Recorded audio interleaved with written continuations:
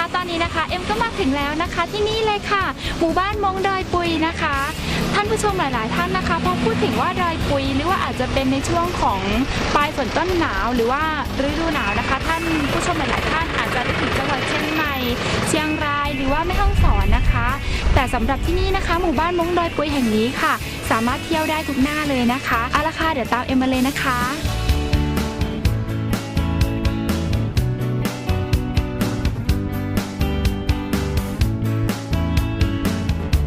ท่านผู้ชมคะต้นไม้ต้นนี้นะคะใหญ่มากเลยค่ะจนรถที่วิ่งผ่านมานะคะจะต้องหลีกทางให้กับต้นไม้ต้นนี้ค่ะเดี๋ยวเราคอยดูนะคะ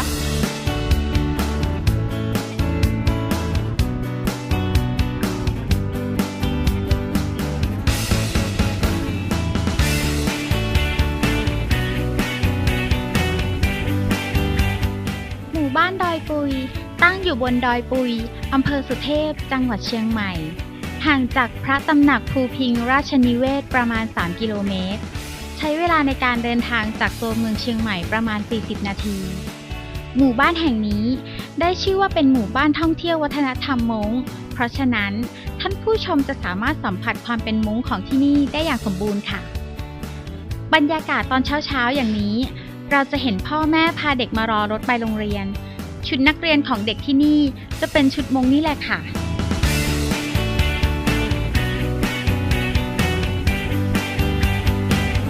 คุณลุงบอกว่าจะโชว์การยิงหน้าไม้ให้พวกเราชมค่ะ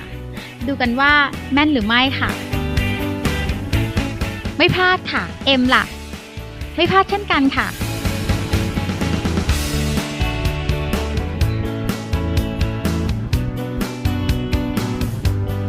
ประชากรของที่นี่ส่วนใหญ่ประกอบอาชีพค้าขายเพราะฉะนั้น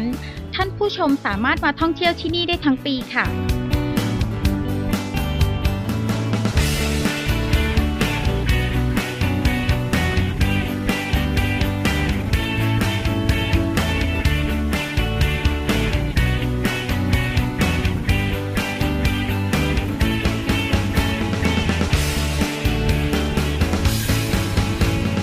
ยายคนนี้กำลังปักผ้ากันชงอยู่ค่ะ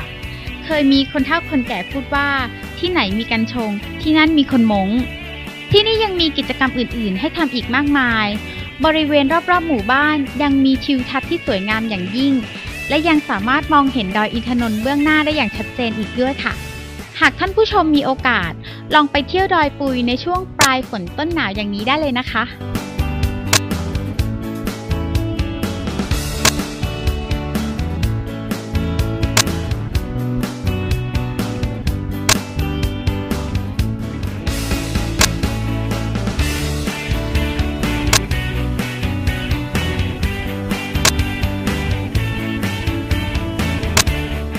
ผู้ชมคะที่หมู่บ้านมงดอยปุยแห่งนี้นะคะไม่ใช่ว่าเราจะมาเที่ยวได้ในฤดูหนาวเท่านั้นนะคะสำหรับที่นี่ค่ะเรามาเที่ยวได้ในทุกฤดูเลยนะคะเพราะที่นี่บรรยากาศดีมากๆเลยค่ะแล้วก็อากาศดีค่ะดอกไม้ต้นหญ้าขึ้นสวยงามมากค่ะโอ้โหเต็มอิ่มไปเลยนะคะกับพิพิธภัณฑ์ม้งแห่งแรกในประเทศไทยค่ะใช่ค่ะพี่ว่าน้องนาต้องได้รับความรู้เยอะแน่เลยนะพี่นาเองก็ยังได้รับความรู้เยอะมากๆเลยโดยเฉพาะในส่วนของคุณสมุนไพรของคนเฒ่าคนแก่ม้งในสมัยก่อนโอ้โหชอบมากๆเลยนะคะและในช่วงท้ายรายการแบบนี้เช่นเคยค่ะคุณผู้ชมเราก็มีกระดาษคำถามสนุกๆมาให้คุณผู้ชมร่วมสนุกกับเราด้วยนะคะในส่วนของคำถามวันนี้ค่ะคำถามของเรานะมีอยู่ว่าพิพิธภัณฑ์ที่วันนี้เราพาคุณผู้ชมไปเยี่ยมชมมาค่ะตั้งอยู่ที่ไหนคะถ้าคุณผู้ชมทราบคำตอบแล้วส่งคำตอบมาได้เลยค่ะที่